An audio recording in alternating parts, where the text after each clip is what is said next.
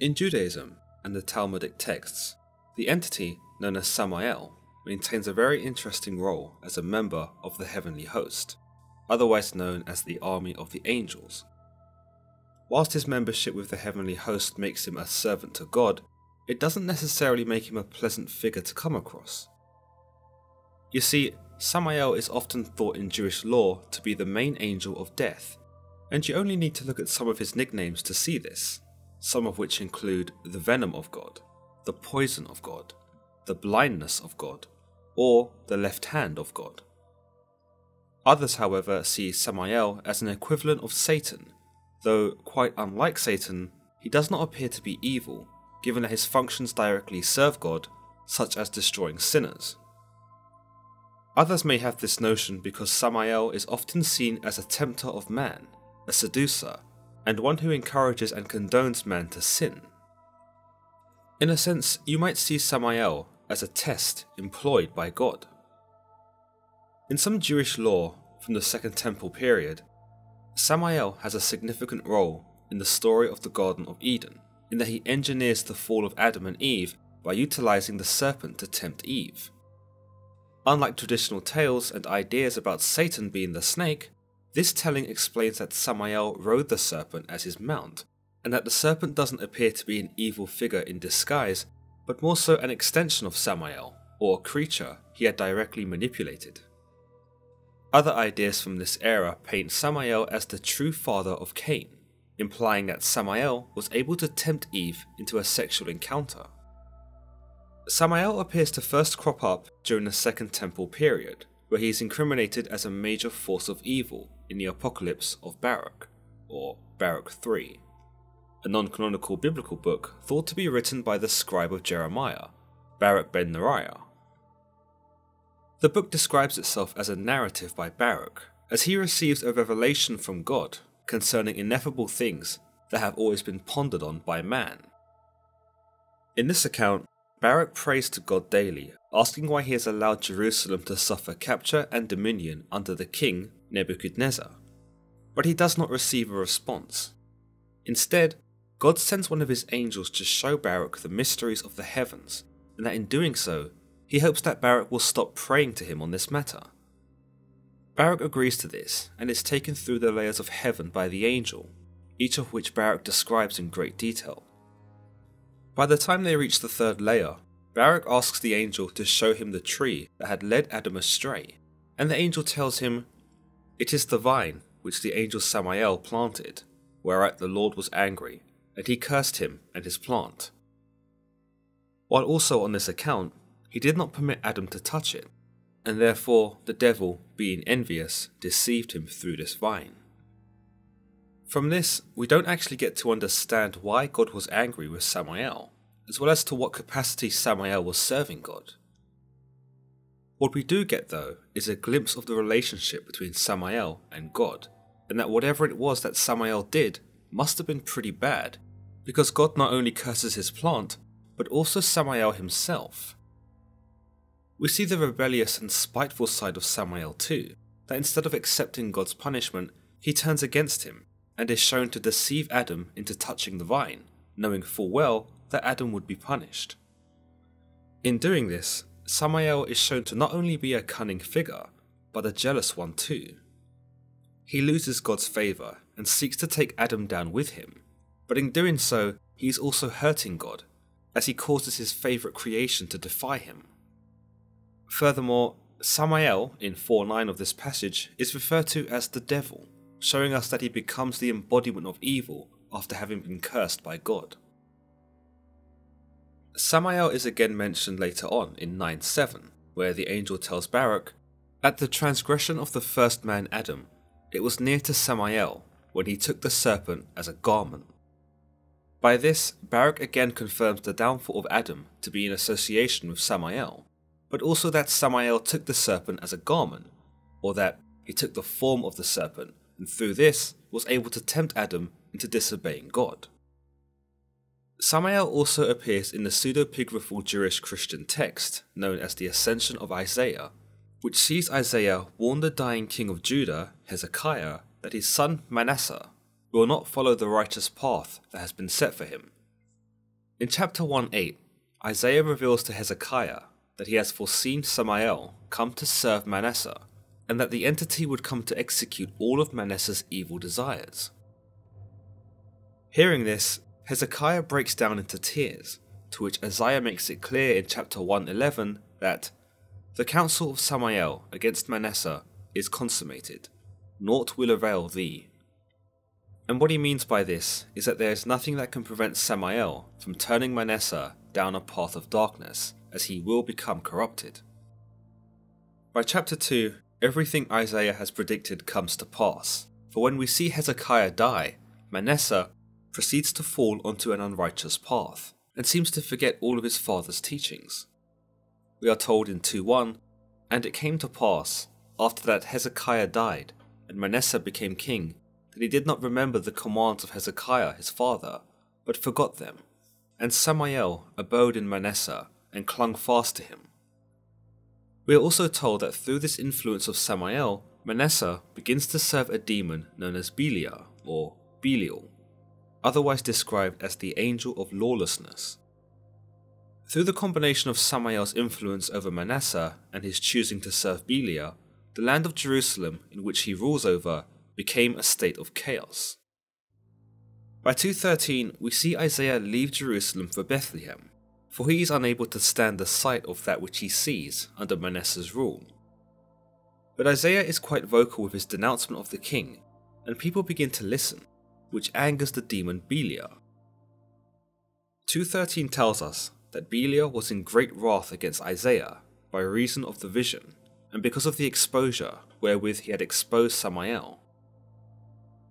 It's unclear as to how the hierarchy worked between Belial and Samael at this point, but given that Belial is angered that Samael had been exposed, you might say that Belial is serving Samael, and that it would justify his loathing for Isaiah in this passage, because his master has been revealed for all to see, thus potentially limiting his influence. It's also fitting with the idea from the Apocalypse of Baruch that Samael does what he does out of revenge against God for having cast him out, that he would ally himself with a demon like Belial to corrupt yet another of God's creations. By chapter 5, we get more of an idea that Belial does serve Samael, for he takes control of a false prophet named Belkirah, who accuses Isaiah of treason, and we are told that Isaiah is to be sawn under by a wooden saw.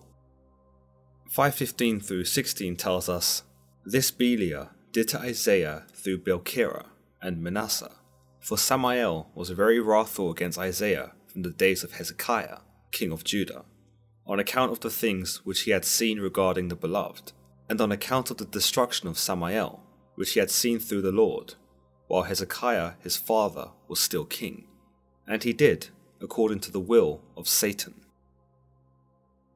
These passages reveal to us the anger that Samael holds for Isaiah, that he sees him as a thorn and an obstacle in his quest to do evil. Isaiah not only provides resistance against Samael's plan, but he also foresees Samael's destruction by God, which makes him even more vengeful, that man is able to perceive his eventual downfall. Samael therefore appears to utilize Belial to make use of Belkirah, who condemns Isaiah to the wooden saw. While Samael is perceived to be an unseen entity in this story, there are those that believe that Samael is in fact present, and that Belial is not a separate demon, but instead the embodiment of Samael's wicked ways. Isaiah, though, isn't the only biblical figure to encounter Samael. According to the Ascension of Moses, Moses is accompanied through the levels of heaven with the Archangel Metatron, and that at the last level of heaven, Moses encounters an angel that appears to be different from all the others he had seen, one that put the fear of God in him. He was described as being so tall that it would take 500 years to cover a distance equal to his height, and that from head to toe he was marked with glaring eyes. Metatron informs Moses that this was Samael, and that he takes the souls away from man. When Samael begins to move off, Moses inquires as to where he is going, to which Metatron tells him that Samael is going to claim the soul of Job the pious. Immediately, Moses sinks into prayer and begs God not to allow a creature like Samael to ever claim his soul, for he is truly terrified by the creature. Samael also appears across several Jewish midrash, though his importance appears to differ quite dramatically in various texts. Whilst he maintains the principal role of being a tempter of man to commit sin, he is also seen to be an accuser of the heavenly court, and he who brings about the wrath to those who deserve it. He is also commonly linked or referred to as Satan himself. As we delve deeper into the Zohar and Jewish mythology and lore, we see that Samael is actually quite a busy character, in that he is said to mate with the angels of sacred prostitution, though the nature of these encounters appear to be shrouded in mystery. These entities that Samael is thought to have mated with include a princess of evil, a demon who seduced Adam, and a demon who haunts the air itself.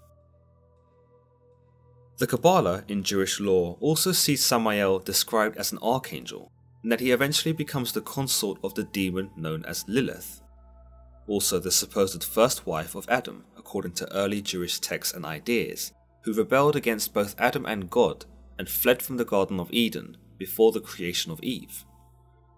We understand that Lilith would become to be known as something of a mother of demons, and it is thought that these spawn come about through sexual encounters with Samael.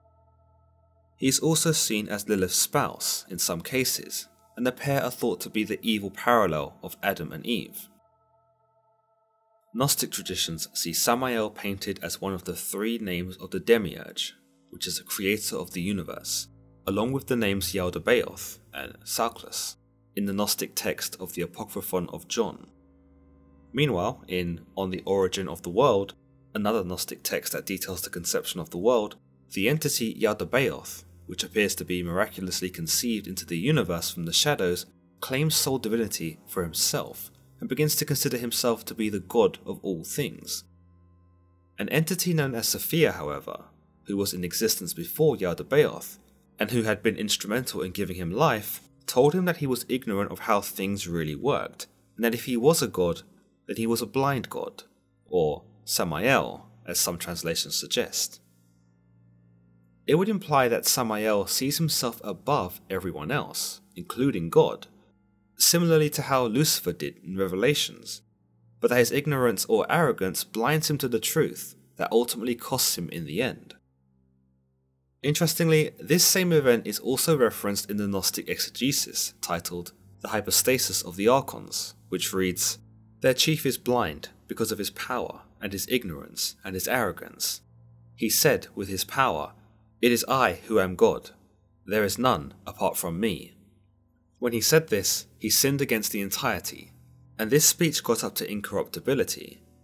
Then there was a voice that came forth from the incorruptibility, saying, 'You are mistaken, Samael,' which is, God of the blind." Whilst the voice here is not dedicated to being that of the entity known as Sophia, it can be said that this voice belongs to God himself. These Gnostic accounts also paint Samael as being the very first sinner, in that he is the first being that appears to irk God by declaring himself as the ultimate being in the universe. In these Gnostic accounts, Samael appears to take on the form of a serpent with the head of a lion. Samael also appears in the Testament of Solomon, a text that describes how Solomon was able to build his temple and how he was able to command a league of demons by means of a magical ring, supposedly given to him by the Archangel Michael. In this text, we see Solomon aim to appease to Samael, as he unloads a lengthy paragraph of praise upon the being, as he seeks to conjure and invoke him. Another interesting take on Samael is an idea that he was involved in the brotherhood between Jacob and Esau, and that he served as Esau's guardian angel. Esau, being the elder brother, received the blessing of being the firstborn, but this would cause strife between himself and Jacob, who'd been born moments afterwards, clutching onto the heel of Esau, no less, as if to pull him back into the womb so that he might be born first. Conspiring with his mother, Jacob was able to trick his father Isaac into giving him these very blessings of being the firstborn, an act that sorely angered Esau. Jacob was sent away for many years, but upon his return, Esau raised an army to meet him. Realizing the danger, Jacob began to pray to God, but instead was met by an angel who was described as wrestling against him, even going on to hurt him enough to give him a limp. French medieval rabbi known as Rashi believed this angel who fought against Jacob was Esau's guardian angel, and came to the conclusion that this was in fact Samael, thus fitting in with the idea that Samael brings about God's justice on those who deserve it. In Jewish mystical works, this idea is furthermore reinforced, as we are told that after he tempted Eve in his serpent form, Samael was punished, and that his punishment was to serve as Esau's guardian angel. By this, you might say that his physical confrontation with Jacob isn't out of any real care for Esau, but more so because he's been forced to fulfill this role, and that his hatred for man runs so deep that he'll take any opportunity to fight one. Other midrash tell us about how Samael is the most unique of angels, in that he possesses 12 wings, where other angels possess 6. He's also detailed as commanding armies of demons, most of which are his children, with his spouse Lilith, as well as being a commander of angels or fallen angels. The Zohar also gives us a glimpse as to how mortal men may have perceived the power of Samael, and in some cases may have chosen to worship him. It stems from an idea within the Zohar that Samael and Lilith were once angels whose popularity grew so intense that they began to be worshipped as deities themselves in the days before the flood. However, it's also understood that the people recognized their power and so only worshipped them so that they could do their bidding, finding them to be more morally flexible than God. Today, those who believe in Samael and see his nature as evil seek to keep him away by not pronouncing his name. It is thought that by even mentioning him, one is attracting him. So I hope you are all grateful for my sacrifice as I proceed to do battle with the angel stroke demon, who, to be quite frank, I intend to give a piece of my mind to for being so darned elusive and paradoxical that none of the accounts about him seem to be entirely unanimous. But in any case, if you've enjoyed today's video, then don't forget to give this video a thumbs up and don't forget to subscribe. Find out next time if I survived my encounter with Samael, next time on Legends of History. Spoiler alert, I won. See you Friday, guys.